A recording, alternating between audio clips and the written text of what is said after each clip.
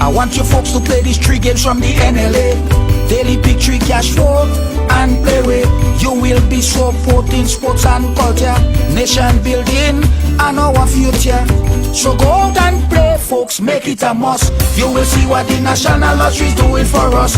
When you play pick 3 cash flow and play with, the NLA will support you all the way. Starting September 30th, Monday to Friday, these 3 games will be drawn mid-morning, 9:45 a.m., midday, 12:45 p.m., and evenings, 7:45 p.m. The National Lotteries, supporting sports, culture, and nation building. Sunday money day.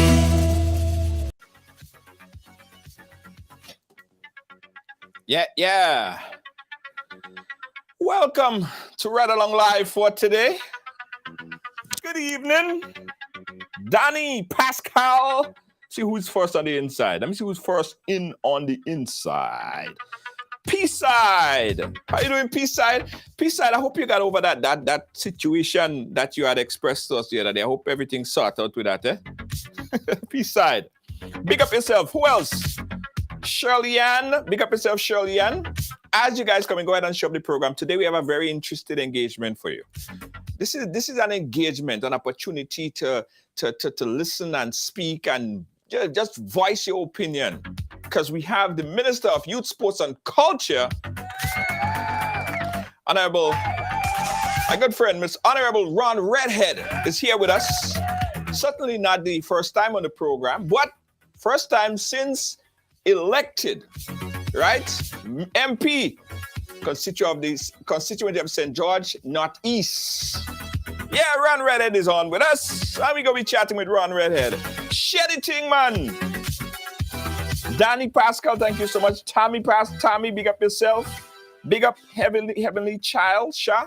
Everybody share. Listen, if you share already, share the thing again. If you share already, share it again. Big up to the folks in Willis. If you know anybody in Boca, Willis, that area up there, tell them the boy is here. The minister is here. Yes. Roxy Charles, how you doing? Big up yourself. Tag somebody in Willis. Tag somebody in the Northeast. Yes, interesting stuff. Hello, Eileen. Big up yourself. Thank you so much. Big up. Yeah, Tommy Pascal. Salutation, my brother. Big up yourself. Listen, I don't want to start until everybody share, you know. I don't want to start. I don't want to hear anybody say, oh, they miss out something. They didn't get certain information. No. I want everybody to tag a friend right now. Humble Tasha, big up yourself. Thank you so much. Before we go any further, guys, I must also say that this program is brought to you with the kind compliments of the National Lottery Authority, supporting sports, culture, and nation building. And tomorrow, guys, tomorrow, if you guys heard about the multi-X is an opportunity to double, quadruple, even 5 times the total amount. Multi-X, guys, from the NLA. So when you're going to buy, to play, just ask them for the multi-X add-on, right? Just ask for the multi-X add-on. It's not a new game, it's an add-on. Okay? Trust me, you go thank me later, you know. Thank me later. and listen, if a little friend and thing and you want to buy a little ticket for me, you know, play away, you know, just buy a ticket for me and hold it for me, all right? And just make sure you get the multi-X option because, you know, things sort out. Sort out nice. All right, guys. Also, I got to tell you guys real quick, Spice Mass is slowly approaching, and we're getting ready for Jab in Color. Of course, amazing colors, Jab in Color. This year, we're doing a Jab band, guys, a Jab band. And we want to see you guys a part of this amazing experience. We have Classy Jab, we have Sassy Jab, and we have Jab We Say. It's an organized, all-inclusive Jab section for Spice Mass. Thing mad. Jab breakfast and all. It'll be real nice. Spice Mass. Also, Spice Mass launching in New York. I hope you guys preparing for that. A lot we're going to be talking about. Real vibes in New York City. And of course, Monday Night Mass with amazing colors. Yes. And guys, all of the things that I spoke about today, in the week, I'm going to be giving you guys some free passes, free tickets to be a part of all these amazing events. Okay. What Maria say? I hope you get a chance. Yeah, it's wonderful outside. It's absolutely wonderful. All right, guys, let's go into it. All who come in after, they go catch up after the fact. Because look who we have here with us. The Honorable Minister himself, the man from the Northeast, my good friend, Honorable Ron Redhead. How you doing, sir? Well, Junior, not too bad. Just continuing to enjoy the sports season. Doing pretty okay. And certainly good afternoon to all the listeners, both locally and also those in the diaspora. Nice. Yeah, man. Thank you so much for taking the time. Cause I know you're busy. You have a lot to do. The sports. We have character. I saw you, today, making those announcements. So I know you have a lot to do, but you took the time to come here and chat with us, and it's to be appreciated. Yes. So we'll go right into it. Because we have a lot to discuss. Mm-hmm. First, the last time we spoke, you were in campaign mode. So you were, getting ready, campaigning and stuff like that. Now you actually, you actually in the position where you lead it, you're the minister, you're the MP of that area. What's the difference between that tell us about that transition. Not the difference, but tell us about that transition. Well, I don't think the transition has been that much different from Ron Redhead in the days of the Senate, Ron Redhead as candidate for the NDC, and Ron Redhead as MP. I would say that the task certainly has gotten a bit more demanding in terms of the hours, in terms of the efforts and energy that is required to do the work. But nothing much has changed, certainly on my part. As I mentioned, it's just more work. Yeah, I could only imagine, man. And I told Honorable Andy Williams the other day, when he was on the program, I say, make sure you still have to take your rest, because as demanding as it is, every minute you turn your phone ringing, and when you're in this position, it's all about people. So people, you want to help the people, but you have to take your rest, you have to take your vitamins, you still have to upkeep your own Yes, health. Yes. It's important. That's true. That's something that I know many colleagues in the cabinet would agree. Despite we are going out there, we are doing, but in terms of our own little health, in terms of resting, that's something that we are not doing enough of, certainly as a cabinet, but we are really willing to serve and doing to the best of our ability. All right, nice. All right, Honorable Ron Redhead, let's first start on you, the Minister of Youth, Sports and Culture. We'll start with youths, right? We'll start with youths. Tell us about some new plans that are initiated to assist with the youths of today. We're seeing so many different acts of violence. We see little petty crimes here. We see just the other day we saw a shooting in Guave, and we're hearing a lot about the young people being fantasizing about firearms. What is being done to help the youth of today? Those youth that feel like they don't have anything to do and they're on the sideline. Right. Well, first off, I think we have come a very long way in the ministry to put everything back as to how a Ministry of Youth ought to be run. We are getting ready to announce the youth coordinator, the assistant youth coordinator, the new ones, and also a new manager for the Imani program.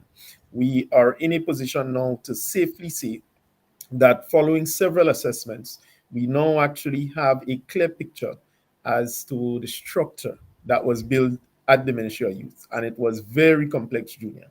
Mhm. It took us a great time to understand what was going on. Every time we thought that, well, we have this person, then we understand that this other person is responsible for this, etc., etc.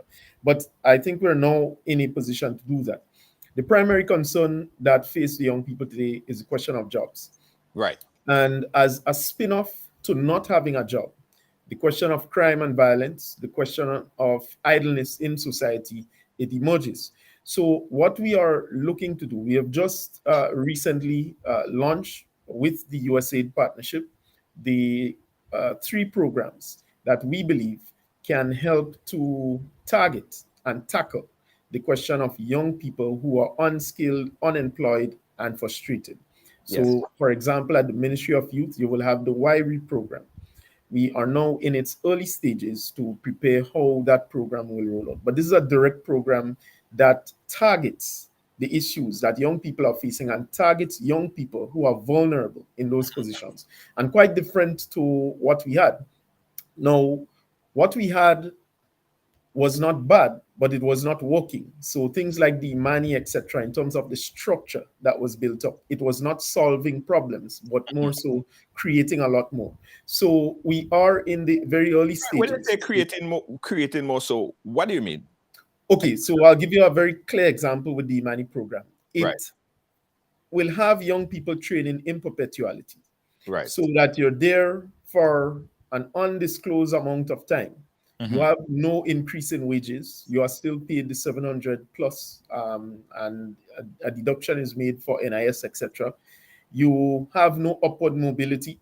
You are performing duties that should be normally performed by public officers. Let's say, for example, in public service, Uh-huh. but you do not have no way or channel to be promoted, etc., because you're not a part of the system. And then you have no pension. So the majority of the 40 plus group of young people under the Imani program, they have since come to that realization that, look, this thing is not leading them anywhere. They have given it their all, and they Mhm. are on the program multiple years now and not going anywhere. So we have looked at a very serious element, which is the transition to Right. get the young people into a state of productivity rather than just training for life. That is something certainly that we have since changed, and we are getting ready to announce in a big way the transition process. We have completed at least 2, 3 meetings with NTA to form up the strategy. We do have a document as to how that transition is going to roll out, and we are in the stages of finally preparing that to roll that out. So how in the previous format, how were Mhm. the Imani individual? How was that person? How did they graduate or move into a different field? What was the process set up for them? Yeah. Well, the previous structure had placement officer, not placement, but transition officers, and had somewhat of a scope to engage private sector to keep the young people. Mhm. But even in that method, so while a very small percentage of young people got permanent jobs in the private sector, in the public service, the Uh-huh. government did absolutely nothing to transition the very young people into permanency or into a state of, let's say, in the unestablished bracket. So you have in the public service currently established, unestablished, and Imani training. Right. So the Imani trainees have been performing duties of standards of public servants, but is not being paid as a public servant, is not entitled to public service benefits or public servants benefits, and essentially they remain the salary that they are getting or stipend remain the same throughout. Right? You have instances where people can decide if somebody gets 1,200 as opposed to 700, etc. But that is something certainly that is not conducive for upward mobility and development. So, in a nutshell, that was one of the major problems with the program. Now, the Right. program, in terms of training, there's no issues there because the training is not being done by the ministry itself. Mhm. You have service providers who are contracted through the NTA, etc. So the training is not being done by the ministry itself. But then again, the ministry had no clear objective to do in terms of the whole question of evaluating and monitoring the program to make sure that it's actually achieving its objectives. So we are going to transition the young people. It's going to entail a process of, I don't want to use the word regularization, Right. but it's going to entail a process of them getting accepted into the formal setup for a work or a job. So you're no longer going to be called an Imani trainee. If you're performing clerical services, you're a clerk, typist, whatever it is. That is your position, as opposed to Imani trainee. And then those who went through the program, went through all the batches, but is still suffering from qualification, so to speak. They may not have went to secondary school and wants to pursue something of a higher level, let's say at a tertiary level, TAM, CC, etc. The program in its transitionary process will assist and provide in that regard. So you will be placed into the formal education service, not only the CVQ, but get, let's say, a TAM-CC associate degree, an SGU degree, etc. And the end of that is that once you complete your degree, you now will go on your own volition to look for work because you're now qualified, etc. So we're removing you off the program. So you can't just be receiving a stipend and your social status is not going anywhere. So we are doing that. So we have looked at the numbers and is preparing heavily for that. This year in particular, needed for us to be able to get the full assessment and to have the budget set up for next year so that we can begin the transitionary process. But that is the basis to what we face now. So we have not let go any Imani training. That was going to be my next question. What happened to the Imani training during that transition they are period? still currently finishing and completing the various batches that they set out to complete under the former administration. So we've not interfered with them. We have since at least gotten some of the Imani trainees into the public service regularized. Let's say a clerk to a principal, etc., things like that. So we have done that so far. So what we want to continue to do now is to say that where there may be vacant, unestablished positions in the public service and established positions in the public service, Imani trainees, based on their performance or an appraisal, will be given some kind of opportunity to hold the position so they can actually have a real job, get an increase in salary, and earn an actual salary rather than the stipend of the $600 or $700, which is woefully inadequate for them to live. And so I know we're speaking about employment, but was anything in place to advance entrepreneurs, people who have that entrepreneurial spirit? Because it's not about finding a job. In a lot of cases, I say that if we could advance that, it serves the nation better. What's being done now? What's being done then to what is being done now? So in our assessments thus far, the youth biz component that the previous administration had, we're going to keep that and see how we can bolster that. But in addition to that, what we are going to come with for next year is the question of institutionalizing junior achievers. Junior achievers was a project, so to speak. It served its particular time, but we now want to bring that back into the system and service as an institutionalized program for young people at the secondary school levels. And let me tell you what that will do. The old mindset that every young person is just earning a degree so that they could go work for someone is what we are seeking to target in that method. And similar to the WIRE program, what we are using is data to make decisions. So we see a large portion of our people in some instances unemployed, not because they not because they do not have qualifications, but it's because they can't find a job. And the question of scarcity of jobs. So their best bet is to create a business. Yes. So what we are looking to do now is to say that we want to condition the minds at a younger age to understand that they need to be entrepreneurship oriented and minded so that they can themselves eliminate the question of unemployment and underemployment, which a lot of young people are suffering with. So it has been a very deliberate attempt to get a full assessment, and also to say that we are acquiring data so that we could be able to apply the necessary policy decisions to solve problems rather than just put a plaster over the wound. Absolutely. You know, I love the fact that you're talking about entrepreneurship because I'm so big on that. I'm so big on that, that actually teaching those youths to develop their skill, right? And so they could employ themselves and employ others. And that all rings well for the nation when you have that type of initiative. So applaud the initiative for entrepreneurship. I know the CES program Yeah, attempted to give funds to these young people. It's a great venture. It's an yeah, absolute great venture. So definitely. we could safely say that within a space of what, 9 months. 3 months? How long again would we start seeing the new rollout Oh, of the money? roll out.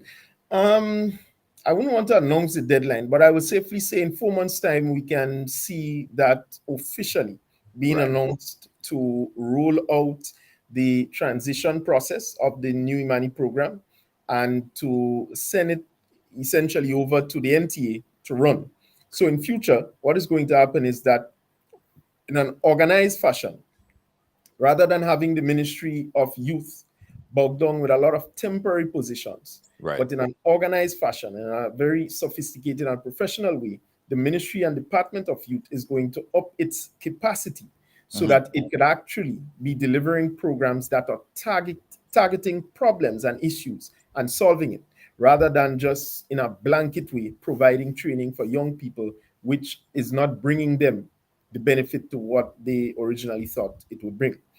The other element we are looking at is the question of CVQ and its worth in the job market. I think government will be demonstrating in time to come that we are serious in terms of giving consideration to young people who have completed CVQs and went through enormous amount of time, energy, etc., completing those CVQs to actually give them a job on that basis, even though they may not have an associate degree or a bachelor's first degree.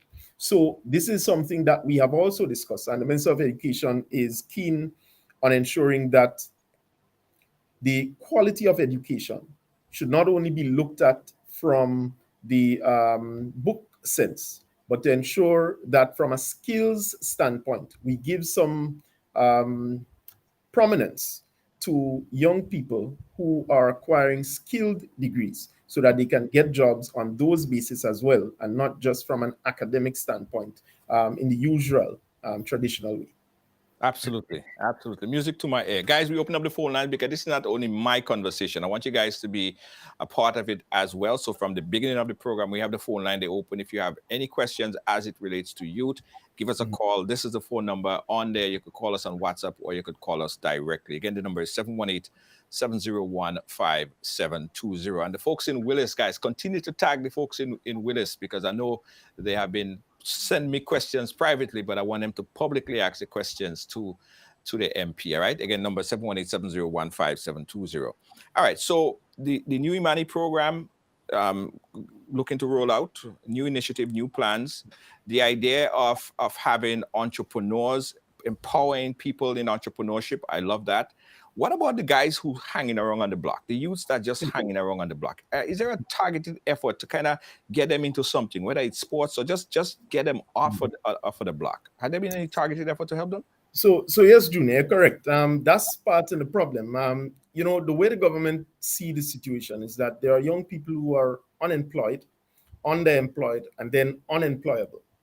The Right. first instance is to get the young men in particular who are unskilled, unemployable on the block and who are just basically frustrated, get them up to a standard and level of employability.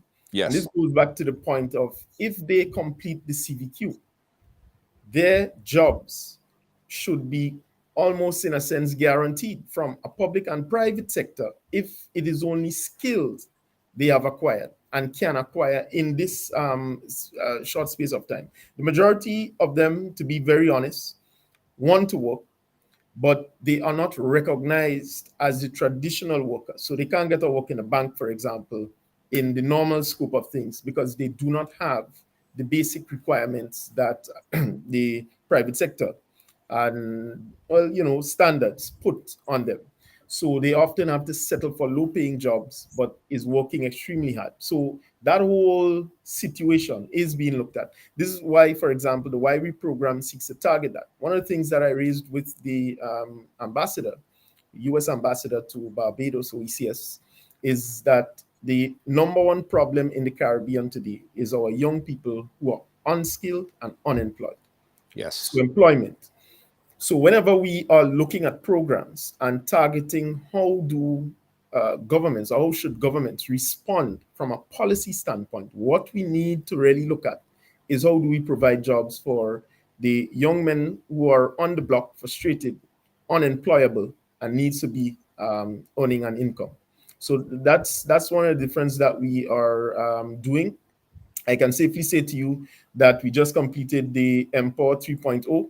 We are going to be launching a new component of the Empower, which is going to target young women who are on the block as well. Because the question of the gender balance is a very serious observation. We take it very clear that the Empower program must specifically focus on men, because men, to a large extent, are more at risk than women, especially when it comes to employment and education. And as such, you do not want to limit and mix the genders. I think that was discussed at one of our retreat, the Department of Youth recently. And we are satisfied that if we're doing that, we need to have a component for women only, young women who are unskilled, unemployed, or unemployable, and get them up to a standard, and young men only who are unskilled, unemployable, get them up to a standard so that they can both, by way of gender, become productive citizens. So that is part in the plan. So we're looking at it from a holistic level, not just saying that we need to just provide training opportunities and jobs, but you're targeting the situation to reduce. And then you're also looking at how we build the mindset of creating your own job so that you can then employ multiple people as well. Absolutely, absolutely. I know you're not the Minister of Education, but this is something that correlate with youth, right? We have an educational system where kids are sometimes they reach in Form 4, Form 5, and then they would take CX, whatever CXC they may not pass, get as much passes, or they might even get pregnant. A female young lady might get pregnant in Form 3 or whatever, and then she have to basically end her education right there. Do you think more need to be done to empower that particular group who might fall short of reaching Form 5 and getting the necessary subjects? Yes, fully agree with it. We currently do not have a clear policy on the matter, and I'll tell you why I say that. Because as a government minister, it will be difficult for me to just simply say, yes, and we should do X, Y, and Z. I think there is a clear policy that pregnancy is not something you want to encourage while going to school. Right. That has its people. That's one. Two, we need to be concerned that should it happen, right? Because given the realities that we are living in, it does. Should it happen, how do we as a society treat with it? And the whole question of second chances, this is something we campaigned upon. So we are actually preparing the structures for that, to say that even if you did not complete your studies as at secondary school, etc., for whatever reason, whether pregnancy, you dropping out, etc., there should be an opportunity for you still later on down the road. This is why adult literacy and education is something that we're introducing at TAMCC. So as mentioned during the budget, the process is well on its way by the Ministry of Education to upgrade TAMCC and get it to the level to which it ought to be, so that it can take care to a large extent of those young people who have fallen out of the secondary school education system. So the format now is if a young lady were to get pregnant, say in Form 3 or whatever, although we're not encouraging it, but as I say, it happens. What happens to her then in the current construct? So in the current construct, there is PAM. I can't confirm whether or not PAM is functioning at full capacity. I remember that there were some issues there. And as the incoming government, we did see some structural issues at the building site itself. So I can't confirm. I think it falls under the Ministry of Social Development. I could get that. But definitely, they need to beef up the capacity there.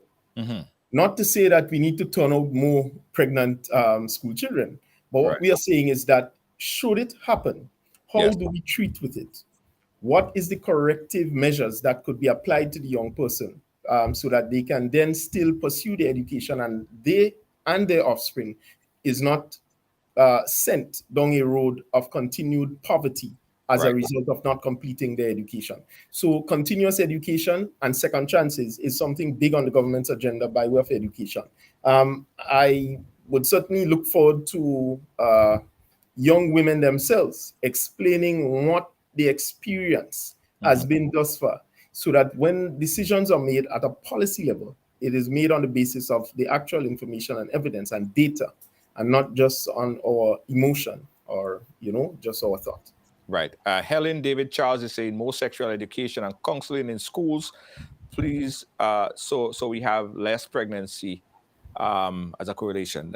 That makes sense. Having that there as a prophylactic point of view in that. Yeah, definitely. So a two-pronged approach, so that you target the younger ones, their mindset, and then at the same time you deal with the fallout when it does occur, so that you prevent them from going into a state of poverty.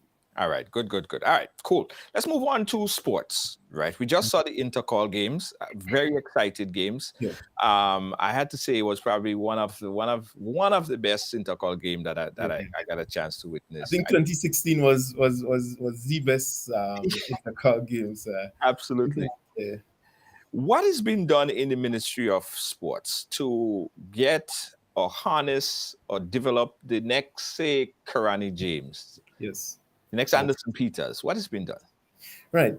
Well, before I answer what is being done, I have to say what we have done so far is to establish the policy. We have two policies, which is the National Policy on Sports and Physical Activity that is being rolled out. We are looking at completing the renovations for each of the parish groups offices. Mm-hmm. So that is going well. We are looking to employ the secretaries, etc. That process again is ongoing and should be completed before the year is up. We are also keen on promoting Grenada as a premium sports tourism destination in the Caribbean. And what that means is that we are going to take a new look and approach to sports, which is going to say that we are collaborating with sectors and finding niches where we can exploit the talents of the athletes, but at the same time, take the opportunity to upgrade our facilities and promote that as a tourism product, in addition to what we already have in terms of the pristine beaches, etc., etc. So it's a very clear and deliberate strategy. It has been around for a number of years, and we want to implement it fully as to how we go about. This is why we see government's role as investing in our grassroots community and schools programs. We have started that process and it is going well. In fact, this is the first time that the government of Grenada has given so much through the NLA to a number of sporting events. And I can tell you there's still a large portion of them that did not receive any support as yet from the government, but it's because resources, in fact, is scarce for us to be able to just do that. We have given to Carifta, we have given to Intercall, we have given to almost all the sporting events that took place. And we are pleased to be partnering with the private sector to make that a reality. So far it's going pretty okay. We are seeing a very large expansion now as sports have returned in full swing. Of course, paying the dock salaries to the principals guaranteed that we are going to see the organization of a lot of sporting activities. So that has gone well. Yeah, and again, back to the intercall games, I think it was world standard from the broadcast to, I mean, of course, people was criticizing the pay-per-view, but I think it was a good initiative because, of course, it all goes Yes. back into the principal association. Yeah. Well, they organized that. The ministry had absolutely nothing to do with that. Yeah, it definitely trickles down. So we could possibly see more Karani James within the next couple years from all the input and investment in Yes. sports. Yes, and I think um, what we need to establish is how we, when we get these athletes who are doing well, Hmm. how do we as a nation invest in their continued development and they do not fall by the wayside? I can think, for example, of our athlete, Rondell Bartholomew, who Yes. is struggling, in my view, to even get an audience as it stands now with Grenadians. He has certainly reached out to me, and we are keen to some way meet him or have him return to Grenada so Hmm. that we can discuss the potential for assistance. This is something that we are very much concerned with. And I want to raise this point because too often politicians get sucked into the trap to make promises that we do not eventually keep.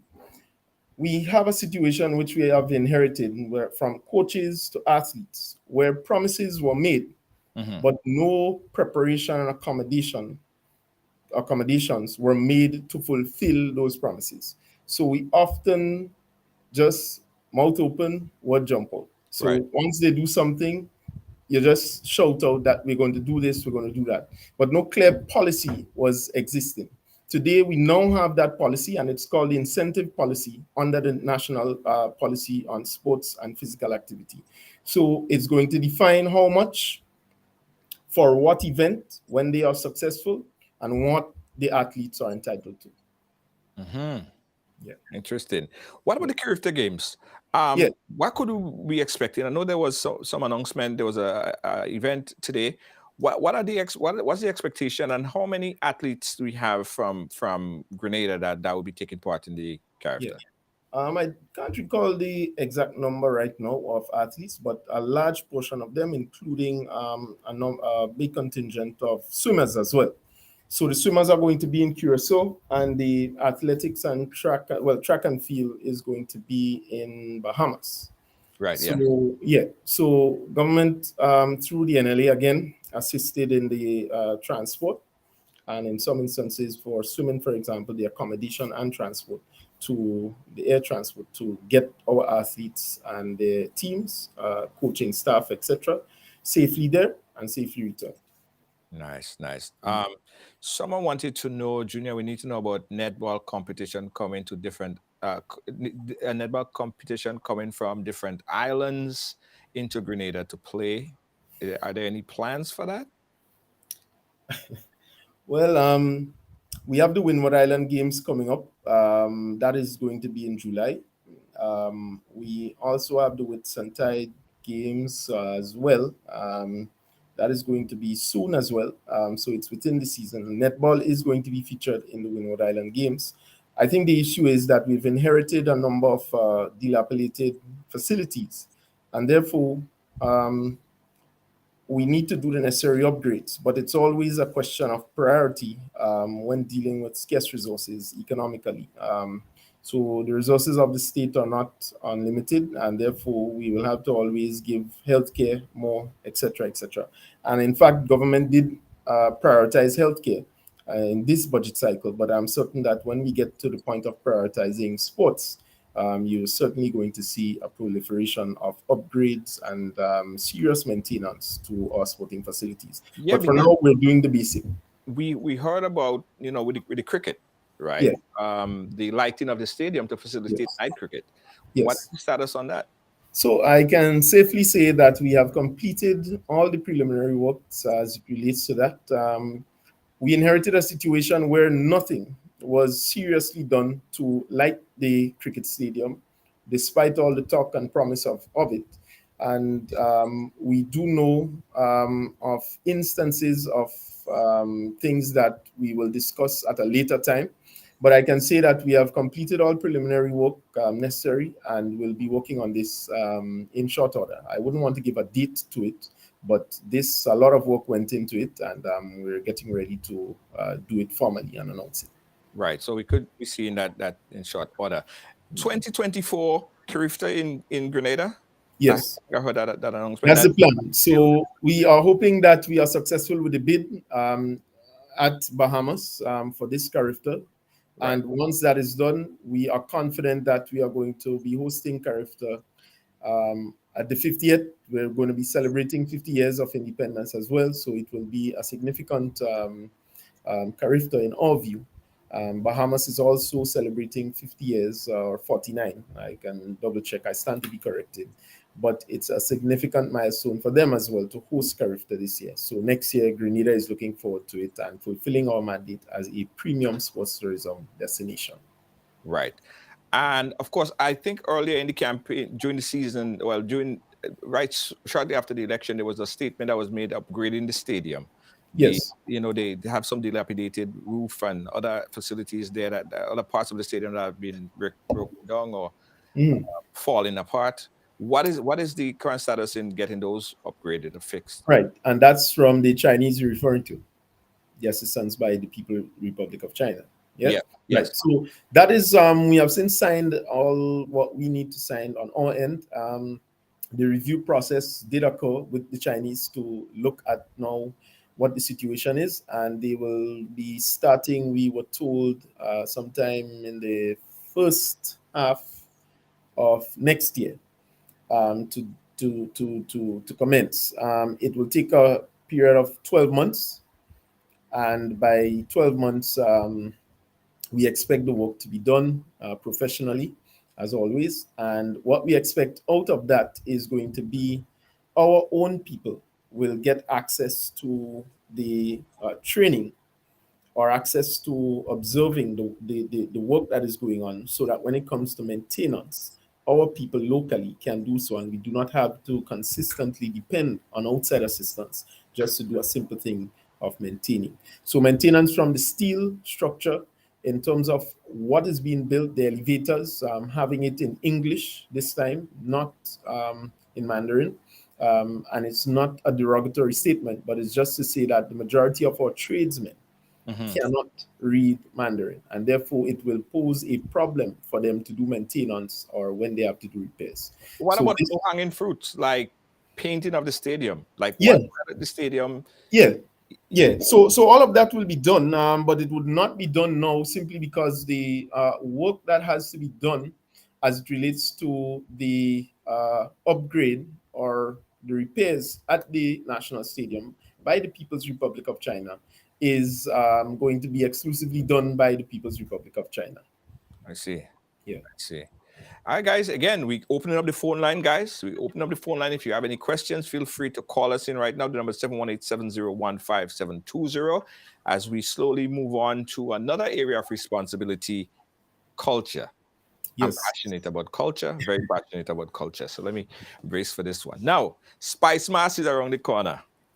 And I'm very excited about Spice Mass this year. I'm seeing some amazing things happening thus far, early planning, and there's a launch coming up in Grenada. There's a launch coming up in New York. There's a lot happening. What is new? What's going to be new for Spice Mass 2023? Yeah, well, I think we have a lot of new energy. We have new people, certainly, but we have a lot of new energy out there as it relates to Spice Mass and what it is that we are going to roll out. One such example I can give is the question of Queens and their package, when they are successful, is going to include a scholarship for them to continue and pursue studies, so that they are not just Queen one day and something else a different day, but they will have the opportunity to go further and beyond after getting such an experience. Yeah. You know, I have always said, right, and I would continue to say that when we think about culture, I think it's kind of put in a box where we're only thinking about culture as calypso or groovy or just that part of the culture. But there's so much more that could be cultured. Like, for instance, filmmaking, right? Yes. Because I always say, if you could write a soca, you could write a film. Yes. You know what I mean? What has Yeah. been done to enhance not just the ability of just the traditional calypso soca, but the other Mhm. creative arts, other creative aspects, book, and all of this other literature that could be formed from a creative person? What has been done to harness these type of energies as a part of culture? Right. Yeah. So one of the things that we have done so far is to through the NTA and ORO, for example, is to organize a pilot Uh-huh. where we would be training some Grenadians Hmm. to participate in the process of costume making, wire bending, etc., which Yes. is going to help unleash not just the singing creativity, but the creativity for costume making and design, for example.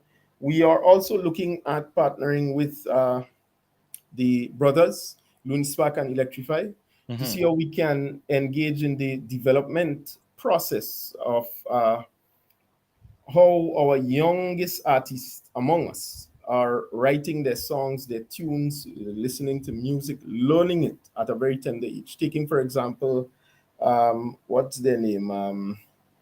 Nati and Thunder. Yeah. At a young age, one of them was actually singing. I saw a video Mikey Hutchinson posted.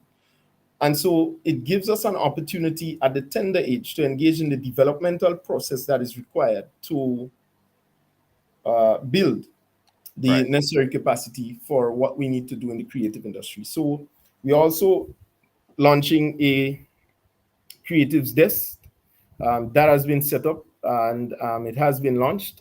We have Mr. Orlando Romain, advisor to the government and now ambassador Hmm. to the government, who is the brainchild behind such an initiative. And we're really looking to see how we can exploit the creative industry. We've placed it under the Ministry of Economic Development Right. to make it into not just a culture and by the way something, but to have it as a revenue generator for young Yes. people. So we're looking at it in a very holistic manner as well. Yeah, because as you rightfully said, and I am going to do a program on that with some of the creatives from Grenada.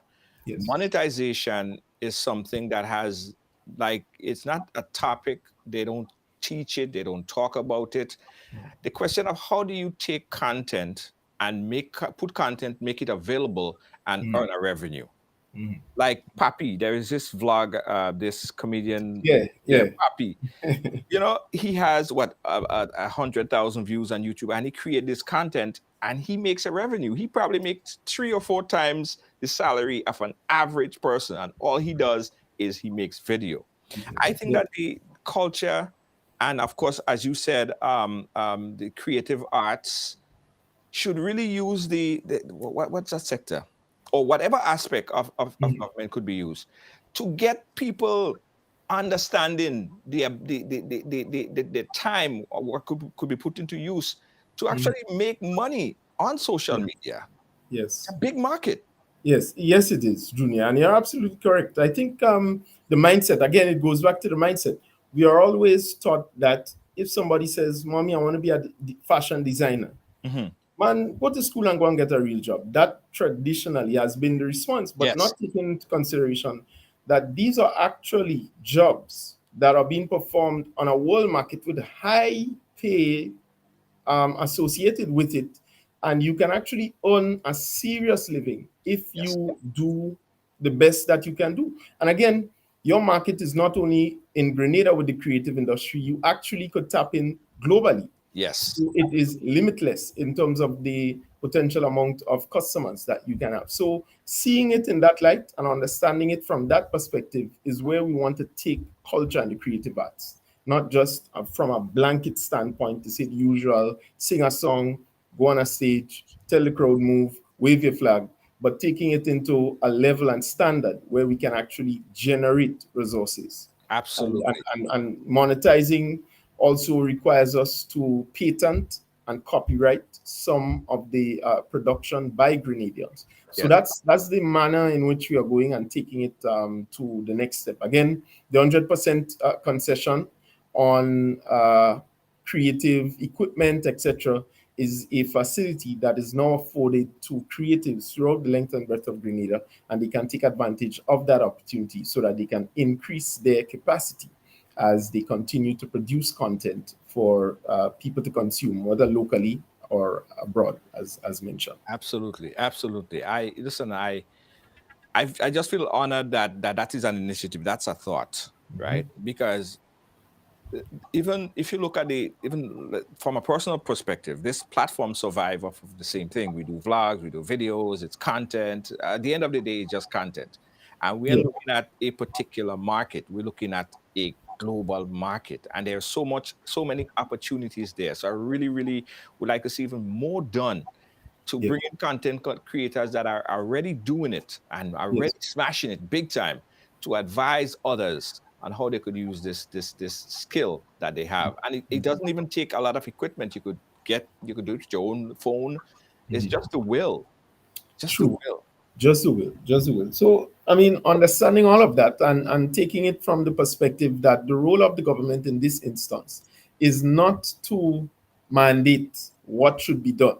Right. It's to create the avenue and the enabling environment as to how the content creators and the creatives throughout Grenada will be able to, first and foremost, create their content with ease and also distribute to own something back on it. Absolutely, absolutely, and that I again, I like when the announcement was made that the subsidies on those equipment that's coming in, right? Yes. The concessions that's coming in Yes. for content creators. I think that's a big plus. And I would give free advice if anybody looking for advice.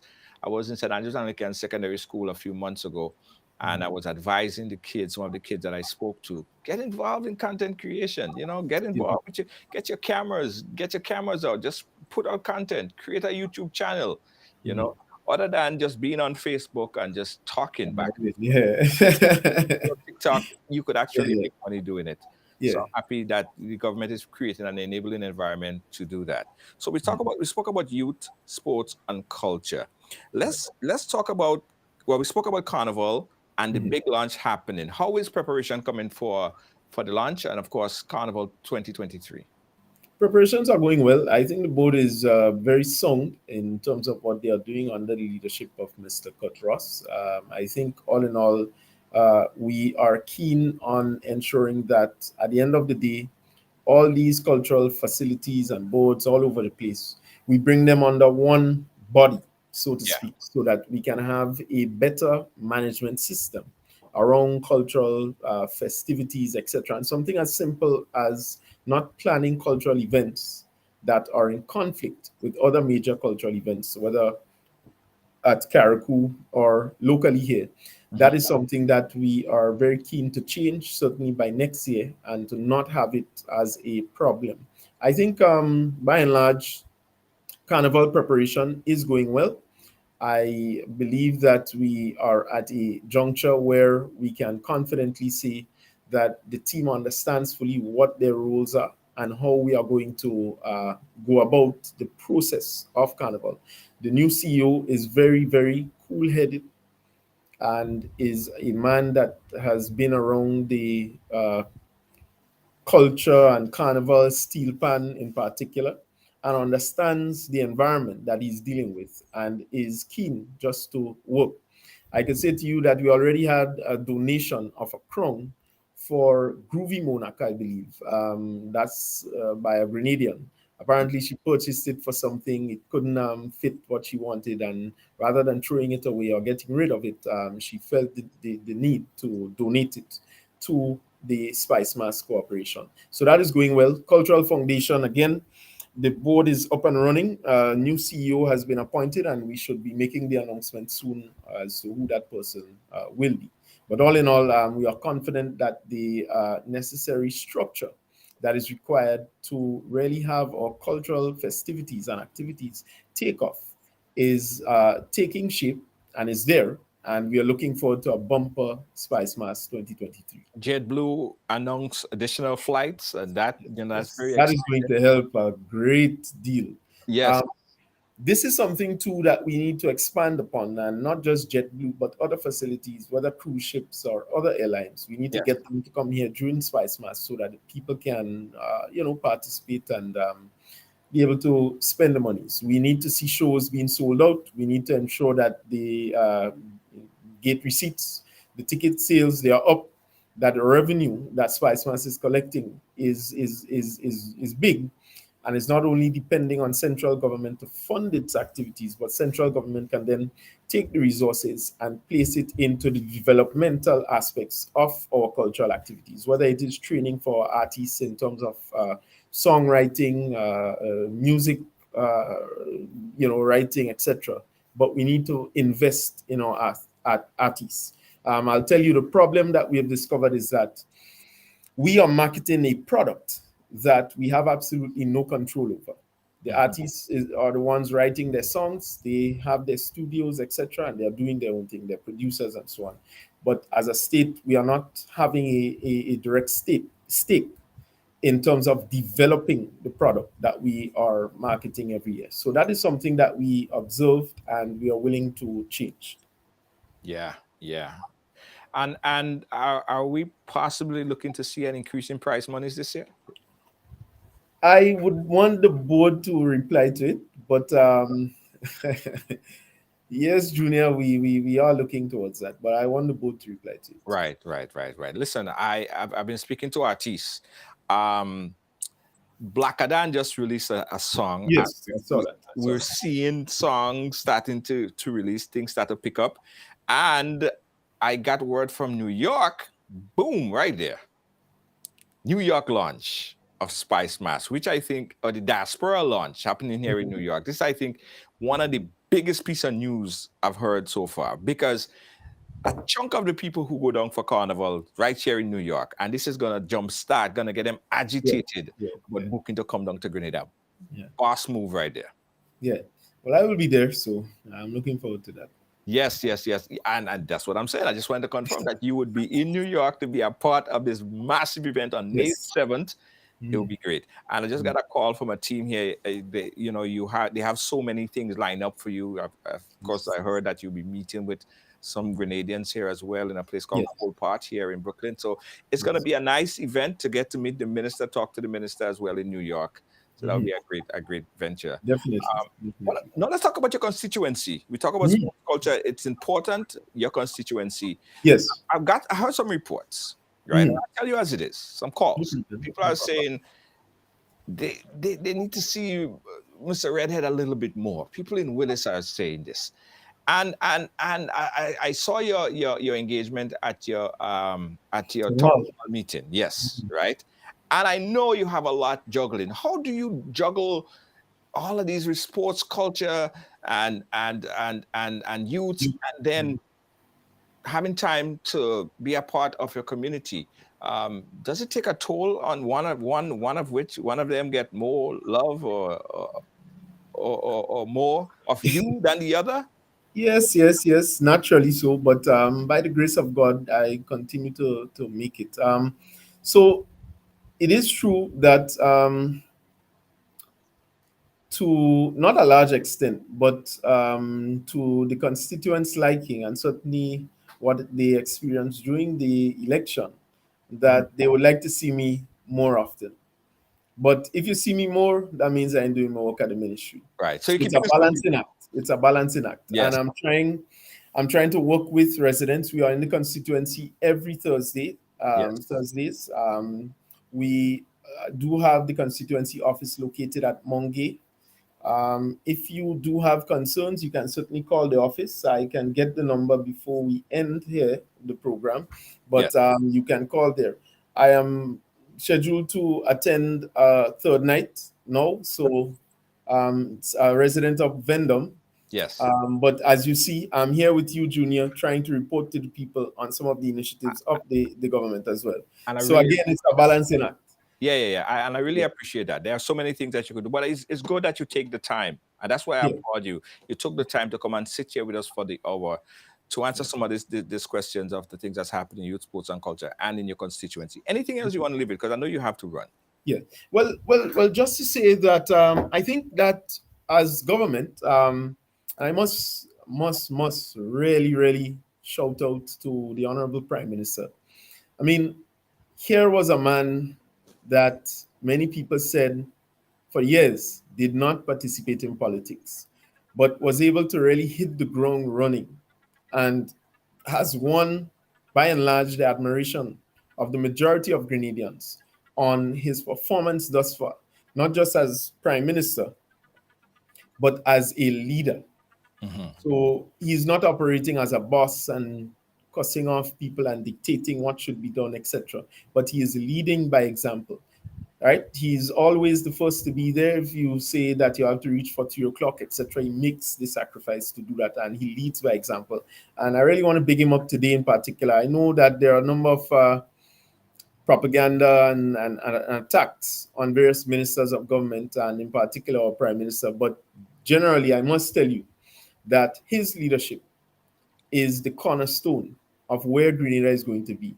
And he is proven to be an excellent leader in and behind closed doors and outside as well. So I want to just big him up in a serious way and say kudos to our Prime Minister. I think he has done a fantastic job just thus far. And once he continues on his track, he is going to lead Grenada to where it needs to be. And as ministers, we are playing our part to support his government's initiatives and policy decisions. But it's going pretty well thus far, and we're looking to see how we can continue to expand. So I will be, Junior, before I leave, also distributing some support to the Dorothy Hopkins home on Thursday. And I would also be in the constituency visiting some additional road projects, ensuring that they are completed on time and of the best quality that Northeast can provide. Absolutely. Thank you so much. And I know the folks in New York and the diaspora is looking forward to see you on the 7th. Yes, 7th of May. 7th of May. Thank you so much, Minister. And we You're welcome. appreciate you and all that you're doing. Yes, you're welcome. All right. All right. One love. All right. Yes, guys. Let's take a quick break, guys. Let's take a quick break and we're going to sum it up. You're watching Ridealong Live. Don't move. We'll be right back. I want you folks to play these 3 games from the NLA. Daily pick 3 cash flow and play with. You will be supporting sports and culture, nation building and our future. So go out and play, folks, make it a must. You will see what the National Lottery is doing for us. When you play pick 3 cash flow and play with, the NLA will support you all the way. Starting September 30th, Monday to Friday, these 3 games will be drawn mid-morning, 9:45 a.m., midday, 12:45 p.m., and evenings, 7:45 p.m. The National Lotteries, supporting sports, culture, and nation building. Sandy Manite. Yes. That was Honorable Ron Redhead, the Minister of Youth, Sports and Culture, giving us some update as to what he's doing, all the things that he's doing in his ministry and also in his constituency. Guys, I made a call. I put out a call last week, right? And I'm serious about it. I think that we have to have a balancing act. We have to play this balancing act right here. So I want to reach out to the opposition side. There may be things that need to be ventilated on our airwave. I am opening up the opportunity to have a day or so where we could talk about some of the agenda items, some of the things that's interesting to talk about as it relates to the opposition, the NNP. I am putting that call out here again to please contact me. Whichever minister or whichever MP or anyone a part of the party that would like to come on, we want to open up the platform to hear from you. Again, we have an appeal going out there, all right? So I'm going to make that appeal for the second time. We want to hear the views because ideas, there's no monopoly on ideas. There's no monopoly on ideas. And I believe NDC, NNP, GULP, at the end of the day, they're still Grenadians. And all the ideas need to be heard. That's my point of view on it, okay? All right. Again, guys, thank you for watching. Thank you for chilling with us on this beautiful Tuesday. I must also say, guys, starting next week from Sunday, I will be in a Caribbean island, surprise Caribbean island every day of next week. All right. So because I'm going to be island hopping, we'll have guest hosts here for 6 p.m., but I'm going to be popping in different Caribbean islands from next week, Monday. I'll even Sunday. Yeah. From Monday all the way through the week, I'll be on a different Caribbean island. So looking forward to see you guys, the folks in St. Lucia, Curacao, Martinique, Grenada, St. Vincent, St. Lucia, a bunch of Caribbean islands. I'll be there, and I'm looking forward to see you guys. Okay? All right. Let's knock a glass. Let's knock a glass. Okay? Again, guys, we appreciate you. Get ready for our Jab in Color. This is our Carnival Juve band. Amazing Colors, Jab in Color. We have various packages that's available. Various packages. This is like, guys, this is like, you know, you go into your Monday night, you go into your package and you go into your mass band and you pick up your package. You could get your jab package just the same way.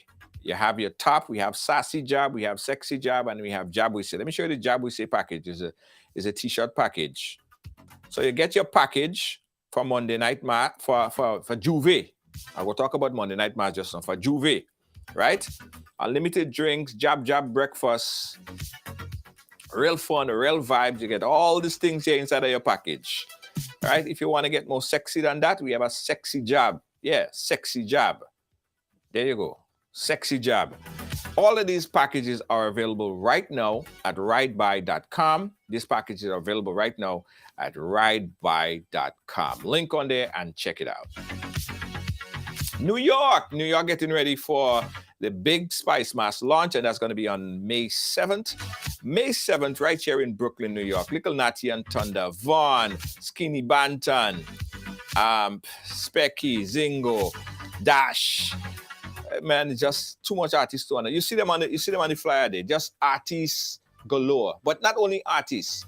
We have bands, we have Veco, we have Shatney, we have Jab.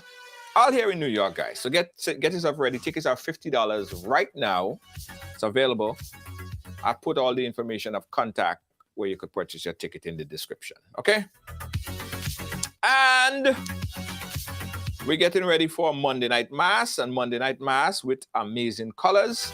This year, guys, our theme is liberation. Amazing Colors, liberation. So it's Afrocentric.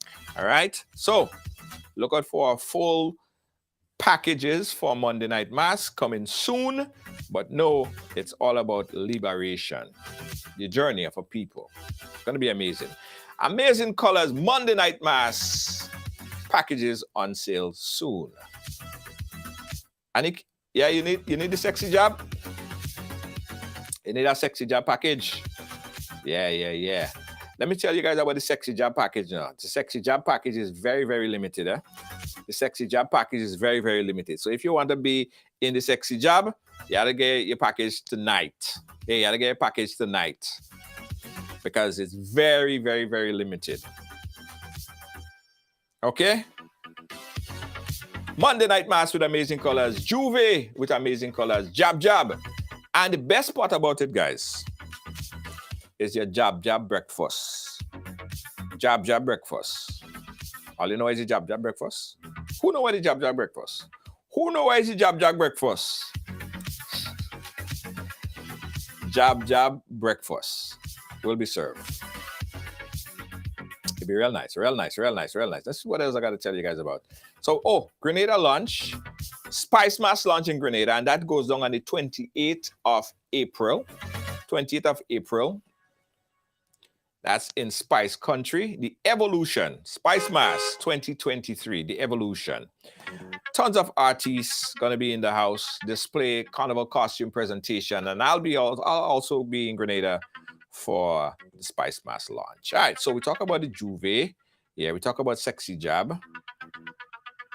Yeah, cocoa tea, bacon, saltfish.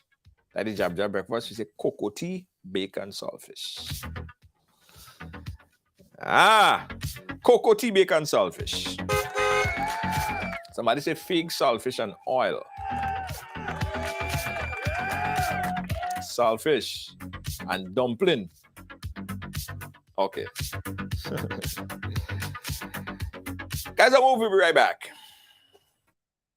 Established in 1998, Ross Road and Funeral Services continues to assist you plan the ideal funeral or memorial service locally or internationally. Our reputation is built on providing personalized funeral services based on love and compassion.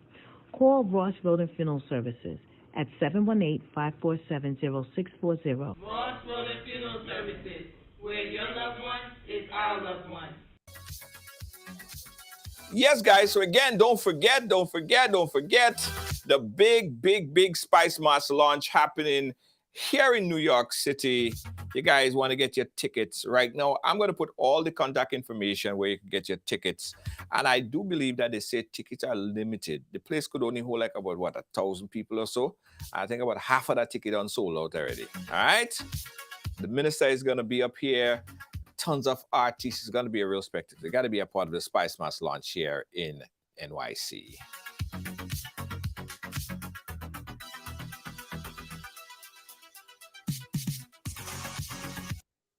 Carpentry and Cleaning Service Inc., providing exceptional carpet and cleaning, floor installation, refinishing, home renovations, drywall, painting, plastering, doors and moldings, electrical and plumbing, and much more. We are a one-stop shop for all your professional needs. Give us a call today on 718-221-5572. That is 718-221-5572. Or you can call our cell on 917-939-3192. Check out our sales on all services. We're located at 218 Schenectady Avenue, Brooklyn, New York. Phillips Carpentry and Cleaning Service Inc. Grenadian products are now only a mouse click away at GrenadaMarket.com. Nutmeg and guava jams, jellies and the syrups, world famous nutmeg pain relief spray, black sage, soursop, lemongrass, and guavande bar. Ordering is simple and friendly. All major credit cards accepted. Safe, secure shopping guaranteed. GrenadaMarket.com ships your product anywhere in the world. So when you can't go to the island, the products off the island can be sent to you. Just log on to www.grenadamarket.com and experience our quick delivery and homely service.